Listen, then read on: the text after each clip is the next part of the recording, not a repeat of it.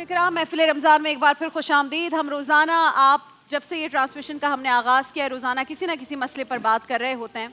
कराची में चूँकि ये ट्रांसमिशन हो रही है, बहुत सारी ऐसी चीज़ें, हादसात जो कराची में रोनमा हुए हैं, चाहे वो किसी का पूरा ख़ानदान या किसी के ख़ानदान का सरपरस्त डंपर के नीचे आकर कुचल गया हो, दुनिया से चला गया हो, और पूरा ख़ानदान इस वक्त अगले दिन क्या खाना है इस बारे में सोच रहा हो, ना कि ये वो गम मना रहा हो कि उसका सरपरस्त चला गया, या फिर जो गुल प्लाजा का पूरा वाक़या हुआ और बहुत सारी फैमिलीज़ यहाँ पर आई, या फिर वो मासूम बच्चा इब्राहिम जो गटर में गिर गया और उसका पूरा ख़ानदान यहाँ पर आया। रोज़ाना एक ना एक मसले को हाईलाइट करके कोशिश कर रहे हैं कि वो जिनके कानों पर जूं तक नहीं रेंगती, शायद किसी की कोई दुहाई सुनकर कुछ बेहतरी आ जाए।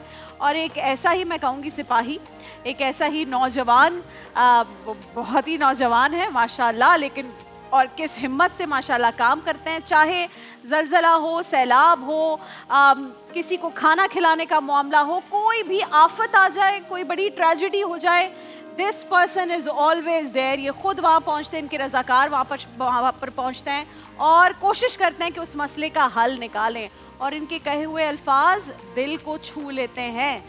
JDC फाउंडेशन के रूहे रवा जफर अब्बास साहब हमारे साथ मौजूद हैं। अस्सलाम वालेकुम जफर भाई, आ जाइए। जी वालेकुम सलाम, कैसी हैं बहन आप? खैरियत से? अस्सलाम वालेकुम। वालेकुम तैमूर भाई, खैरियत से आप? आइए प्लीज आइए, बिल्कुल खैरियत से अल्हम्दुलिल्लाह। वेलकम करते हैं आपको हमारे शो में। जफर, मुझे पता है कि आपके लिए ये वैसे पूरा साल आप जफर भाई सबसे वोकल इंसान है मेरे ख्याल से हमारे शहर के, और अगर शहर वोकल तो और भी बहुत सारे लेकिन जफर भाई है, लेकिन जफर भाई ना कंटिन्यूअसली वोकल है, बाकी बात करते हैं फिर गायब हो जाते हैं, ऐसा ही है जफर भाई। हालात इस तरह के हैं शहर के कि आपको खामोश रहने नहीं देते हैं। और देखिए ना, लाजमी बात है, आपके सामने कोई तस्वीर, आप वीडियो स्क्रॉल कर रहे हैं और एक तस्वीर आए, माँ उधर टायर के नीचे दबी हुई है, बेटा इधर दबा हुआ है, बाप इधर दबा हुआ है। और सबसे बड़ा कमाल ये है कि इस शहर में जो डंपर नस्ल कुशी कर रहे हैं, खुले हुए गटर जो नस्ल कुशी कर रहे हैं, जो आप सोच सकते हैं, मतलब इंतहा तो ये, कल मेरे बच्चे आ रहे थे कोचिंग से, तो आवारा कुत्तों की इतनी भरमार है, डेली सैकड़ों लोगों को काट रहे हैं कराची में। तो बाइक वाले पे कूद के हमला किया है ताहिर विला चौरंगी पे कुत्ते ने। अल्लाह, मतलब इस शहर के लोगों की तो कोई इज्जत है ही नहीं। मैं तो अभी परसों मैंने बोला भी एक जगह में, मतलब आप देखें कराची की हालत ये कर दी है कि मुझसे कल बात हो रही थी आबिद की, तो आबिद जो आपके चैनल में होते हैं, उन्होंने कहा कि यार हमारे पास एक केस है, और मैंने कहा उस केस को तुम मुझे अलग से मिलवा देना, उसका जो मसला होगा मैं हल कर दूंगा, कोई मुश्किल नहीं है। हमारे पास इस वक्त सबसे बड़ा केस है जिसको हम सब मिलके इग्नोर कर रहे हैं, उस केस को लाओ यार। नौजवान है, खूबसूरत है, वेंटिलेटर पर है, सांस नहीं आ रही है, जीना चाहता था, उसको ज़बरदस्ती मार रहे हैं, दोनों हाथों से उसका गला दबा रहे हैं, उसके जिस्म पे इतनी जख्म लगा दिए हैं कि उसका चेहरा जला दिया तेज़ाब से। तो उसने बोला कौन है वो नौजवान? मैंने उसका नाम कराची है। मतलब आप सोचें, मैं अभी परसों नरसों 3-4 दिन पहले देख रहा था टीवी पे, पंजाब गवर्नमेंट कह रही थी कि KPK गए हम लोग, KPK वालों आओ हम तुम्हें लाहौर दिखाएं, पंजाब दिखाएं क्या होता है ज़िंदगी। हम KPK गए, हमारी तबीयत ख़राब हो गई, कैसे जी रहे हो तुम लोग? मैंने उनसे बोला KPK में देख कर आए हूँ, KPK बहुत अच्छा है, आप कराची देखें, आप मर जाएंगे। 100%। मतलब 2 बजे के बाद रमज़ान में आप कराची की वो सड़क बता दें जहाँ से 15 मिनट का सफ़र आप 1.5 घंटे से कम में करेंगे। जितने हार्ट के पेशेंट हैं शहर के अंदर, जितने लोग हैं जिनको चेस्ट इन्फेक्शन है, बूढ़े हैं जो जी सकते हैं 10-12 साल, 1 साल हो गया पूरा शहर सिर्फ गर्द में हटा हुआ है। सुई गैस की लाइनें डाली, गड्ढे ही बंद नहीं किए। अब वो पूरा शहर खुदा हुआ है, बारिश होती है तो लोग बाइकों समेत मियाँ बीवी बच्चे उस गड्ढे के अंदर, मट्टी नरम हो जाती है। अच्छा, चूंकि वो मियाँ बीवी बच्चे जलील इसलिए हो रहे हैं क्योंकि वो कराची के हैं, इसलिए उनकी कोई इज्जत नहीं है, वो जलील हो रहे हैं, वो अंदर फंसे हुए हैं, लोग देख रहे हैं, किसी की बहन फंसी हुई है। मतलब इंतहा ये है कि हमने सुना सोमालिया में कहत है, सोमालिया में लोग ज़िंदगी कैसी गुजार रहे हैं, लेकिन सोमालिया में किसी का 2 साल का बच्चा गटर में 1 किलोमीटर पे गिर के और लियारी नदी से उसकी लाश नहीं निकलती 6 दिन बाद, वो मौतें दे रहे हैं। तो भाई डंपर से जो इलेक्ट्रीशियन थे शाहिद, उनकी पूरी फैमिली आई हुई थी यहाँ पर, शेखानी भाई आए थे, अली शेखानी भाई 12 लाख रुपए फैमिली को देकर गए। उन्होंने बोला हमारा 50,000 का खर्चा था, जब हमारा 1,000 रुपये 500 रुपये जो भी दिहाड़ी लगती थी ले आते थे, तो कुल 50,000 खर्चा था। उन्होंने कहा मैं 2 साल के पैसे देकर जा रहा हूँ। उस माँ की ना एक बात, कुछ चीज़ें अटक जाती हैं दिमाग में। उन्होंने कहा कि वो मेरे शौहर जिस बाइक पर थे जब उनको कुचला गया, वो बाइक भी पुलिस वालों ने वापस नहीं की कि मेरा बेटा चला ले और कोई काम कर ले। मैं आपको फिर बताऊं, देखिए छोटी सी बात है, मैं और आप अभी मेरे यहाँ बैठे अटक हैं, गई ये दिमाग में बात ये। मैं और आप यहाँ बैठे हैं, यहाँ स्टूडियो में आपके सैकड़ों लोग मौजूद हैं। क्या गुल प्लाजा के अंदर से सारी लाशें निकल के फैमिलीज को मिल चुकी हैं? नहीं। जब बिल्डिंग पिलर पे पिलर, छत पे छत गिरी हुई है, उठी ही नहीं तो लाशें कहाँ से कल निकली? को दुबई क्रॉकरी वाले हमारे पास आए हुए थे, कह रहे हैं कि 4 बजे तक कोई आग नहीं पहुंची थी ऊपर, हम खुद गए। तो वीडियो नहीं देखी आपने? हाँ।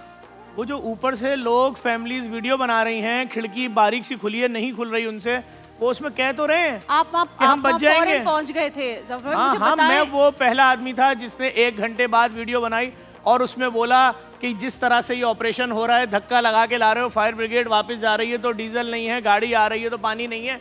मैंने उसी वक्त कहा ये 3 लोगों के मरने का मामला नहीं है, एविडेंस मौजूद है, मेरे पेज पे वीडियो देख लें। मैंने कहा 3 का वाकया नहीं है, ये साइड एरिया से बड़ा वाकया बनेगा और मैं आपको बता दूं ये आखिर में किलो के हिसाब से हड्डियां मिलेंगी सबको। ये बात मैंने किस दिन बताई? कि जिस दिन ये वाकया हुआ। तो अगर मेरे पास तजुर्बा नहीं था तो मैं गलत साबित होता।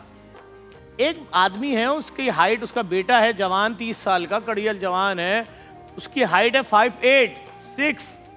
आपने जब उसके घर बॉडी पहुंचाई इतने बड़े डब्बे में, 1 महीने वाले बच्चे के डब्बे में, कि ये रही, तो कयामत देखे ना कितनी बड़ी है। भाई मैं गुम हो गया हूं, मेरी फैमिली पूरी जिंदगी तड़पेगी, हर ईद पे रोएगी कि हमारा बच्चा जिंदा है कि मुर्दा है। किसी के बच्चे की शादी में जाएंगे, हमें याद करेंगे, किसी के यहाँ औलाद होगी, हमें याद करेंगे कि जफर होता उसकी यहाँ भी औलाद होती है। ये कौन सी कयामत है कि भाई एक बिल्डिंग है उसमें 4थी मंजिल पे लोग जिंदा खड़े हैं, तुम्हारे पास कौन सा डिपार्टमेंट नहीं है? SBCA नहीं था तुम्हारे पास? बगैर तुम्हें पैसा दिए अगर एक कमरा भी डालने बचता है। SBCA की जिम्मेदारी थी कि आग लगने के बाद पहुंचते इस बिल्डिंग को ऐसे खोल देते चारों तरफ से। भाई आपके पास अगर स्नार्कल नहीं है, आपके पास छेनी हथौड़ा तो था, चौरंगियों से मजदूरों को बुलाते। मैं 2022 के सैलाब में राशन पैक कर रहा था, मैंने 35 लाख बोरे राशन बांटा, जिसमें 50,000 राशन हमने एयरफोर्स की बेस पे पैक किया, 25,000 नेवी और मतलब 50,000 रेंजर्स। बिल्कुल। तो एयरफोर्स के पास जो थी वो जगह जो उन्होंने हमें दी थी वो कम पड़ गई बेस, तो उन्होंने मुझे फौरन नश्तर पार्क ग्राउंड कराया। नश्तर पार्क ग्राउंड में हमने मशीनें लगाई, दाल चावल वाली। उस मशीन में होता है, आपने ऊपर से बोरा डाला, उसने विद इन 30 सेकंड 2 किलो के 25 पैकेट बाहर करके निकाल दे। तो हमारे लिए 50,000 राशन पैक करना समझे 1 दिन का काम था। ना बारिश की पेशन गोई, ना कोई आसार। दिन में 12 बजे पूरा अंधेरा हो गया और इतनी तेज बारिश हुई है कि आप सोचें 50,000 राशन जो नश्तर पार्क ग्राउंड में लगा था, मैं सिर्फ दौड़ रहा था कि मेरे मौला इज्जत बचा ले। राशन का मसला नहीं था मुझे, क्योंकि मेरा हर राशन जो था पानी में जाना था ना, तो आटा 10 किलो वाला पहले ही प्लास्टिक की थैली में था, दाल चीनी चावल सब प्लास्टिक में था। इज्जत क्या बचा ले कि कोई शख्स अभी वीडियो बनाएगा, मेरे डोनर्स को भेजेगा कि आपका पैसा तो खत्म, तो वो क्या होगा? आपको एक एक बंदे को जवाब देना। मैं ये जो ऑपरेशन देख रहा हूँ कि जिसके अंदर हम फील्ड में उतरे में डैमेज होगा, मैंने कुछ नहीं किया। मैंने अपनी टीमों को भेजा कि शहर में जितनी चौरंगियों में मजदूर खड़े हैं, सबसे पहले सोल्जर बाजार चौरंगी से मजदूर उठाए, डाकखाने से उठाए, वाटर पंप से उठाए, सफूरा से उठाए, मैं ले आया। फिर जो गवर्नमेंट की सफाई करने वाले लोग होते हैं, मैंने उनको बोला कि 5-5 हज़ार रुपए फी बंदा। मैंने कहा ये उठाओ और ये जितने कंटेनर लाइन से खड़े हैं भरना शुरू करो। जितने सड़क पे कंटेनर ट्रक थे मैं सब ले आया, तरपाल लिया। तो बात ये कि इंसान फौरी तौर पे फैसला करता है। इंसान जिंदा है, इंसान ऊपर से बोल रहा है। औरत बोल रही है कि मैं 9 महीने की प्रेग्नेंट हूँ, मेरे यहाँ 2 दिन पहले डिलीवरी होनी थी, लेकिन डॉक्टरों ने मेरे 3 दिन बढ़ा दिया, तो मैं अपने बच्चे की शॉपिंग करने आई हूँ। वो बच्चा क्या सोच रहा होगा कि मैं कराची में पैदा होने वाला था, लेकिन मुझे 1300 डिग्री है फ़ारेनहाइट पे पकाकर 10 दिन और चूरा बनाकर दे दिया मेरी फैमिली को। कौन फैसला करेगा कि जो आपने एक मुट्ठी चूरा दिया है, इसमें बेटा कौन सा है और माँ कौन सी है? एक एक घर के 4-4 लाशें। मैं तो अभी दूसरे टॉपिक पे जाना नहीं चाहता। मैं तो आपकी तरक्की को, साइंस की तरक्की को, आपके DNA को, क्या कमाल काम है। जो फैमिली आ रही है JDC में आके बैठ रही है कि जी 10 दिन हो गए मेरा प्यारा नहीं मिल रहा, मैं उसकी वीडियो डालूं, सुबह 9 बजे फोन आ जाइए मिल गया। और जो बाकियात की वीडियोस आई है वो दुकान से, बाकियात की वीडियोस क्या देखेंगी आप बहन, मैं आपको समझाता हूँ। इतना सा डब्बा है, उस पर शीट लगी हुई है, कील लगी हुई है, मेरा बच्चा खुदा ना खास्ता किसी वाक़े में जल जाए, मुझे इतनी सी हड्डी ला के दे दें, मैं तो ये शिनाख्त नहीं कर पाऊंगा ये गाय की हड्डी है, बकरे की हड्डी है या मेरे बेटे की हड्डी है। हमारा कब जिंदगी में अमल दखल होता है हड्डियों से? लेकिन चूंकि कराची है, आप मुझे एक जिम्मेदार का नाम बताएं कि जिसको बरतरफ किया हो, एक।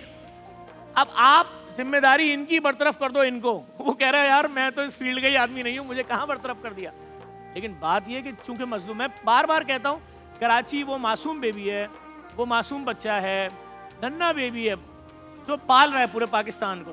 बेबी भी है, 68% रेवेन्यू दे रहा है, सिंध का 90% रेवेन्यू दे रहा है। लेकिन सबको पता है कि इसके गाल जो इंतहाई खूबसूरत सफ़ेद गाल है, इस पर थप्पड़ मारो सिर्फ, बस एक फार्मूला तय, मारे जा रहे हैं। आप मुझे बताइए कि एक दो दिन के अंदर 800 केस दुनिया के किसी मुल्क में रिकॉर्ड होते हैं? किसी बर्रे आजम में रिकॉर्ड होते हैं कुत्ते के काटे के? मेरे शहर में एक दिन में रिकॉर्ड हो रहे हैं 800 केसेस। 800 नॉन भाई, आप सिर्फ फेडरल भी एरिया, गुलशन, जौहर, ओल्ड एरिया, मलीर, लांडी, किसी गली में जाएं, लोगों ने अपनी गाड़ियों पे कवर चढ़ाने के बाद उसके ऊपर झाड़ डाली हुई है। वो जो बकरे के साइज का कुत्ता आके ऊपर बैठता है, उनकी छतें बैठ जाती हैं। किसी की मेहरान गाड़ी है, किसी की खैबर गाड़ी है, किसी की ऑल्टो गाड़ी है। ये वो लोग हैं जो अपनी जब इनके घरों में गाड़ियां आती हैं ना, तो ये तकरीबन 6-6 महीने तक खुशियां मनाते हैं। हमारे घर में गाड़ी आई है, अम्मी आए, आप बैठे, नानी आप बैठे, दादी आप बैठे, बीवी आप बैठो, बेटी, खुशी। उनकी गाड़ियों की छतें बैठ जाएंगी, वो कहां से 70-70 हज़ार की सही कराएंगे? अच्छा चलें, छोड़िए, मेरा बच्चा स्कूल जा रहा है, आपने तस्वीरें देखी हैं जो भी एक अस्पताल ने शाया की है, सरकारी अस्पताल ने? नाक खा गया कुत्ता, बच्चा यूं खड़ा हुआ है, उसको पता ही नहीं, मुंह खोला हुआ है, मुंह से सांस ले रहा है। कान खा गया कुत्ता। नमाज पढ़ने जा रहे थे बुजुर्ग, इस पाँव के पीछे का गोश्त ले गया कुत्ता। मेरे बाप को नमाज पढ़ने जाए, 6 कुत्ते रोड पे खींच रहे हो। इसका हल क्या है? ये तो एक तो ये हमारा भी देखें, ये तो दो तरीके से गलत है ना। जैसे हम किसी बाहर मुल्क में जाते हैं, वहाँ पर यही कुत्ते बिल्लियां या आप पे हमला नहीं करते। हमने तो बच्चों को भी बचपन से सिखाया कि जी कुत्ते को पत्थर मारो, बेचारे वो तुम कटे भी घूम रहे हैं। जी मुझे बताएं हल क्या है? इसका हल ये है कि जब मेरे इनके जैसे लोग उन सीटों पे बैठे होंगे जहां फैसले होने, तो मामलात सीधे होंगे। आप पुल के उस पार रहते हैं, आपके घर में 2 करोड़ रुपए का कुत्ता है। मुझे एक साहब ने कुत्ता दिखाया जी, 80 करोड़ का कुत्ता है, इसमें चिप लगी हुई है। और भाई जो मेरी गली में कुत्ते घूम रहे हैं, उनके गले में जख्म है।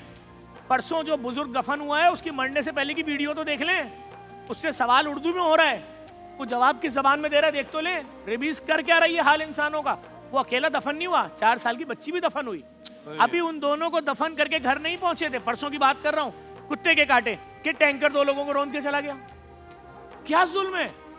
यही कराची है। 78 में चाइना के इंजीनियर बैठे हुए थे ऐसे करके, और हबीब बैंक प्लाजा देख रहे थे कि तुम कौन लोग हो, तुमने कौन सी टेक्नोलॉजी इस्तेमाल की है, ये तुमने क्या बनाया है। नहीं, वो अभी हमने सुना है कि जी वो जरदारी साहब ने नोटिस लिया है कि ये टीवी पर क्यों इतना कराची को मैं फिर बताऊं, कह रहे 3 महीने मुझे सड़कें बनी हुई चाहिए। कैसे बनेगी 3 महीने? मैं बताता हूँ, इस 3 महीने की खबर ने हमें ऐसा कर दिया है कि हम दुबई शिफ्ट हो गए।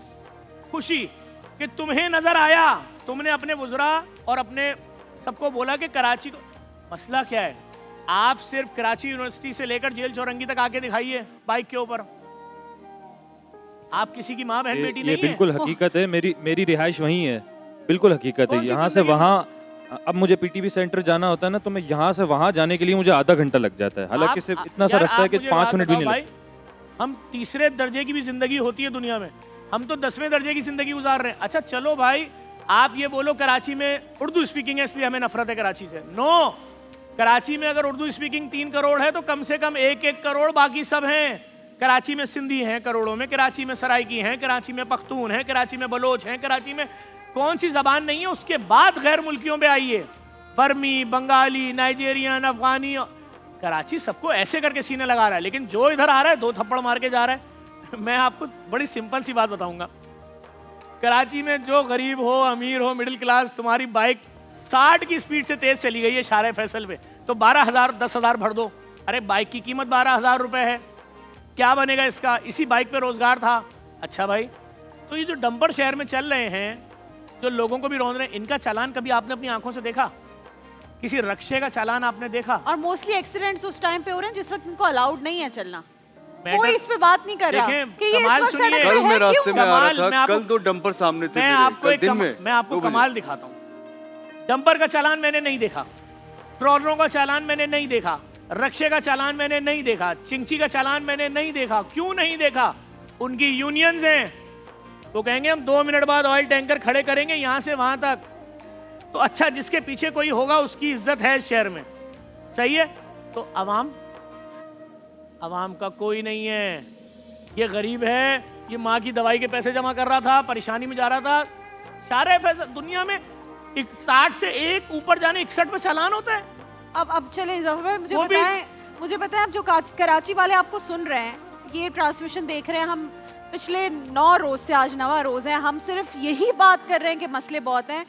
हम उम्मीद रखें कि कुछ अच्छा होने वाला है, कुछ अच्छा हो सकता है। कोई जफर अब्बास के पास कोई सलूशन है? नहीं।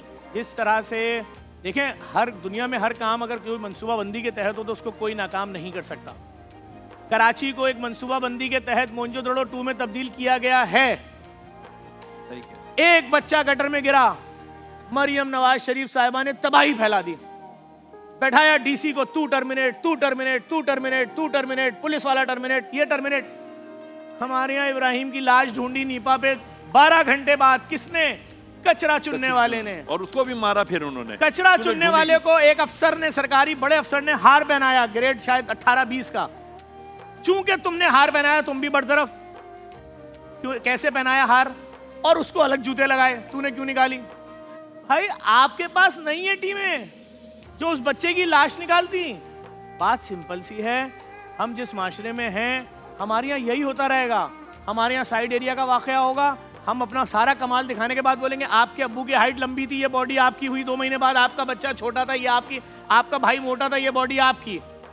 ये तो हम ले लेके सानियात के लोगों को बैठे हैं 8वें 9वें दिन। तो जिसको लेके मैं बैठता था, वीडियो बनाता था, सुबह 9 बजे उसका फोन बजता था, आ जाइए आपके 6 के 6 की बॉडी मिल गई है।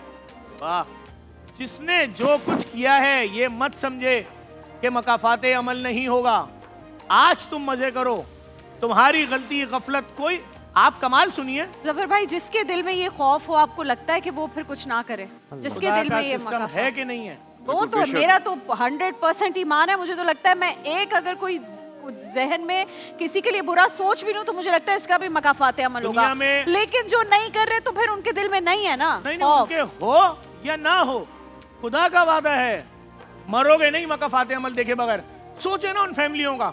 हमारे घर में बच्चे पैदा होते हैं, हमारी बहन लेकर आ रही है उसके लिए कपड़े, भाई तुम्हारे यहाँ ये लो छोटा एक सूट पसंद किया है, नानी बना रही है मैंने अपने हाथ से शलवार कमीज सिलाई, ये लो, दादी ला रही है ये हमारा शेरवानी थी, ये लो। अरे एक 7 महीने की प्रेग्नेंट औरत, एक 9 महीने की प्रेग्नेंट औरत, मैं कहता हूं प्रेग्नेंट औरत की खैर हो गई, चले वो हो गई, जहां बहक हो गई। वो बच्चे क्या बोल रहे होंगे खुदा से कि परवरदिगारे आलम किस जगह भेजा था? कराची। अरे आप मुझे, मैंने 1-2 लोगों से पूछा तुम्हारे यहाँ घर में 3-3 जनाजे उठ गए, कोई आया घर में 4-4? आप सोचिए जिन लोगों के पास कार्ड है, कार्ड डीजल के कार्ड, उनकी गाड़ियों में डीजल नहीं है। पंप वाले बोल रहे हैं डीजल तो हम डेली इन कार्डों पे जारी कर रहे हैं। जफर भाई ये सब बातें सुनने और समझने और कराची वाले जानते भी हैं। शुक्र इस बात का है कि कुछ लोग हैं जो अभी भी काम कर रहे हैं, अपनी मदद आपके तहत लगे हुए हैं। वो कल दुबई क्रॉकरी वाले भी आए तो ये सुनकर मुझे वो बेचारे बच्चों पे तरस भी आ रहा था, लड़कों पे, लेकिन वो कह रहे थे हम खुद अंदर जा रहे थे, कोशिश कर रहे थे, लेकिन तपिश बहुत ज़्यादा थी, हमसे नहीं हो पा रहा था। लेकिन आप जैसे लोग भी हैं, ऐसे लोग भी हैं जो दर्द दिल रखते हैं। आप मेडिकल फील्ड में बहुत अच्छा काम कर रहे हैं। मैं चाहती हूँ ये इतनी जाहिर है मायूसी है, रियलिटी है जो सब कुछ हो रहा है। हमने बात की, कोई एक बंदा नहीं कह रहा, वहाँ से हसीब भी कह रहा है, असद भाई भी कह रहे हैं, इमरान भाई भी कह रहे हैं, ये मैं भी उन्हीं सड़कों से रोज होकर आती हूँ। जहाँ हमने पहुँचना होता है उससे 1.5-2 घंटा पहले निकलते हैं, जो आपका डिस्टेंस होता है, क्योंकि ये सब हाल है, रियलिटी है। लेकिन फिर अल्लाह का शुक्र है कि अपनी मदद आपके तहत, आप लोगों की मदद से बहुत सारा काम भी हो रहा है। JDC भी काम कर रहा है। जफर भाई आपकी भी इजाज़त से मैं लोगों को दिखाना चाहती हूँ मेडिकल फील्ड में क्या काम कर रहे हैं इस वक्त जफर भाई। डायलिसिस के भी सेंटर्स खोले हैं, फिर कुछ सिटी स्कैन की नई बहुत कीमती मशीनें हैं जो कराची की आवाम के लिए लग रही हैं, जहां पर मुफ्त सिटी स्कैन होगा। और आपको पता है सिटी स्कैन की क्या प्राइस चार्ज करते हैं, मुजफ्फर भाई खुद भी बताएंगे। ब्लड डायग्नोसिस का भी जो है पूरा इंतजाम किया जा रहा है, सब फ्री ऑफ कॉस्ट आपको JDC के तहत सब कुछ मिलेगा। जरा वीडियो देखिए, फिर हम जफर भाई से इस बारे में पूछते हैं। में किसी एक ऐसे इदारे में खड़ा हुआ हूँ जहाँ खून का टेस्ट होता है, लोग भरे हुए हैं, और यहाँ खून टेस्ट कराने के लिए लोग आते हैं जहाँ उनको कहते हैं खून का टेस्ट करना है, मगर उसके पैसे नहीं होते उनके पास। हैरत की बात है, यहाँ वो टेस्ट बगैर पैसों के किए जाते हैं और जदीद मशीनों पर। कराची इतना बड़ा शहर है, 3 करोड़ लोग रहते हैं और तकरीबन हर घर में किसी न किसी को डायलिसिस की ज़रूरत होती है। कहाँ जाएं?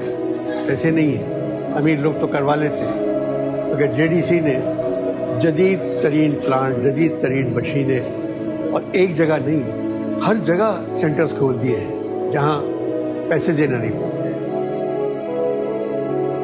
जेडीसी ने स्कूल कायम किए हैं जहाँ मुफ्त तालीम दी जा रही है, ओ लेवल्स तक के बच्चे लैपटॉप पे बैठे हुए काम कर रहे हैं और पढ़ाने वाले भी, उनकी तनख्वाह लाखों में दी जा रही है और जबकि एक आना बच्चों से नहीं लेते। ज़फ़र अब्बास साहब को जो लोग भी जानते हैं और मैं इनके डायलिसिस सेंटर्स में जब भी कभी कुछ भी हो रहा है, 2.5 साल हो गए। जी जी माशाल्लाह, और कभी ये नहीं पूछते जी आप किस कौमियत से ताल्लुक है, आपका फ़िरका क्या है, आपका मसलक क्या है, बस आपको अगर ज़रूरत है आप वहाँ पर आएंगे, आपका काम होगा। ज़फ़र अब्बास साहब मुझे बताइएगा इन सेंटर्स के बारे में, कितनी ज़रूरत है इस वक्त कराची के अवाम को, और जो भी आप ये डायलिसिस का चाहे मामला हो या फिर सिटी स्कैन का, ये असल में कितने का होता है और फिर आपके यहाँ तो ज़ाहिर है फ्री ऑफ कॉस्ट। देखिए, मैंने 4 साल पहले एक वीडियो जारी की थी जिसमें मैंने येलो पेपर शाया किया था। उसमें मैंने बताया HB1C टेस्ट तुम पैसा देते हो 5,000, बड़ी लैब में देते हो 7,000, उससे बड़ी लैब में देते हो शायद 14,000। ये तीनों लैब चैरिटी ऑर्गेनाइजेशंस की है। इसकी असल कीमत तो 80 रुपये। मैंने दूसरा टेस्ट बताया विटामिन D, तुम इसके एक लैब में देते हो 6,000, दूसरी में देते हो 8,000, तीसरी में शायद 9,000। ये तीनों चैरिटी लैब्स हैं इदारों की। इसकी असल कीमत है 250 रुपये। मैंने पूरी एक लिस्ट जारी कर दी कि ये तुम जो टेस्ट 63,000 रुपये में करा रहे हो, इनकी असल कीमत तो 1,100 रुपये है। उस 1,100 में पेट्रोल, फ्यूल, तनख्वाहें सब कुछ शामिल है। मेरे खिलाफ एक मुनज़्ज़म कैंपेन सोशल मीडिया पे शुरू हो गई क्योंकि ये अरबों खरबों रुपए का माफिया है। बिल्कुल। मैंने कहा कोई बात नहीं, आप चलाइए। उन्होंने कैंपेन चलाई, मैंने सीमेंस का जर्मनी से TLA प्लांट उतार दिया। कैंपेन चल रही थी, मैंने हांगकांग से स्नाइप का प्लांट उतार दिया। मैंने अमेरिका से बैकमैन 7th वर्जन उतार दिया। ये वो मशीनें जिसमें इंसानी हाथ का अमल दखल नहीं है। कितने की होती है मशीन? ये अरबों रुपए की। अच्छा, अब इसमें क्या है कि आपके जी 12 टेस्ट हैं। अच्छा, 12 टेस्ट क्यों हैं? मुझे बुखार हो रहा है, आप डॉक्टर हो, इतना पढ़ के आए हो, आपने तो लिखना है या डेंगू है या मलेरिया है। आपने 12 टेस्ट इसलिए लिखे हैं कि लैब आपके अकाउंट में फौरी आधे पैसे ट्रांसफर कर देगी। कमीशन है आपका। कुछ अच्छी लैब्स हों और कुछ अच्छे डॉक्टर। जफर भाई, कभी आपने पॉलिटिकल पार्टी बनाने का सोचा कराची के लिए? सर मैं देखिए, मैंने तो 2 साल पहले पहली रमजान को बोला था मैं और मेरी फैमिली फल नहीं खरीद रहे, तो पूरे कराची ने नहीं खरीदा था। मुझे पॉलिटिकल पार्टी नहीं बनानी। मैं अपने लोगों के दुख दर्द हल करना चाहता हूँ। मेरे लिए बहुत बड़ी जिल्लत की बात है कि पाकिस्तान में हर 3 में से एक औरत को ब्रेस्ट कैंसर है, लेकिन वो मरती इसलिए है कि उसके पास टेस्ट कराने के, पहला test PET CT scan mammography 1.5 lakh रुपए का, जिसकी असल कीमत शायद 10,000 भी नहीं है। पॉलिटिक्स में नहीं आना आपने? नहीं, कोई ऐसा नहीं। अगर तंग करेंगे, गला दबाएंगे, मारेंगे, नस्लकुशी करेंगे, हमें काम नहीं करने देंगे, उस वक्त के फैसले उस वक्त होंगे। लेकिन अभी तो हम चाहते हैं हमें काम करने दो लोगों को। हम लोगों की भलाई के लिए कर रहे हैं। आप यकीन करें, डायलिसिस का एक मरीज जब तक कब्र में नहीं जाएगा, हर एक दिन बाद 15,000 का उसको डायलिसिस कराना है। महीने का 2.5 लाख कहाँ से लाएगा? मैंने हर चौरंगी पे फ्री डायलिसिस सेंटर खोल दिए हैं, हर चौरंगी पे। अल्लाह ताला आपको और बहुत हिम्मत दे, ज़फ़र अब्बास साहब। और JDC में जो लोग भी आप सब जानते हैं, मुझे बताने की जरूरत नहीं, आपने सब कुछ सुना। दानिश भाई, मैं एक बात करना चाहता हूँ कि इतने सारे मसाइल हैं और एक में बहुत ज़रूरी मसाइल जो हमारी सबकी बहुत अशद ज़रूरत है, पानी नहीं पहुँच रहा लोगों के घरों में। देखिए, आए दिन पानी आएगा, डीजे में तो आता ही नहीं है। पानी टैंकर में आएगा, गैस आएगी, सिलेंडर में आएगी। पहली रमजान को जिस वक्त हमने तरावियों की आवाजें सुननी थी, हमने रोजे सहर अफ्तार के सायरन सुनने थे, हमने धमाका सुना, 16 लाशें जली भी निकाली। उसके बाद दूसरा धमाका हमने सिलेंडर का नॉर्थ नाजिबाद में सुना। क्या वो मुसलमान नहीं थे? उनका हक नहीं था ईद करते अपने बच्चों के साथ? पूरी फैमिलियां कब्र के अंदर, लेकिन ना कोई बरतरफ हुआ, ना कोई जिम्मेदार ठहरा। जुल्म हो रहा है, कराची के साथ जुल्म हो रहा है। मुझसे पूछा ना केस, मैंने कहा कराची से बड़ा केस क्या है? आपने कराची को मजाक बना दिया। वेंटिलेटर पर है हमारा शहर भाई, जफर भाई वेंटिलेटर पर है। वेंटिलेटर पे कौन है पाकिस्तान? ठीक है, मसले बहुत हैं इमरान भाई, हम रोजाना ये डिस्कस कर रहे हैं, लेकिन इस दुआ के साथ, इस उम्मीद के साथ कि कराची वाले खुद भी अपनी हालत बेहतर करने की पूरी कोशिश करें, क्योंकि यही आई थिंक सोल्यूशन रह गया। जो जफर भाई ने तो वैसे कह दिया कोई सोल्यूशन नहीं है। देखिए महफिल रमजान लाइव ट्रांसमिशन रोजाना दोपहर 2 बजे से सिर्फ ग्रीन एंटरटेनमेंट।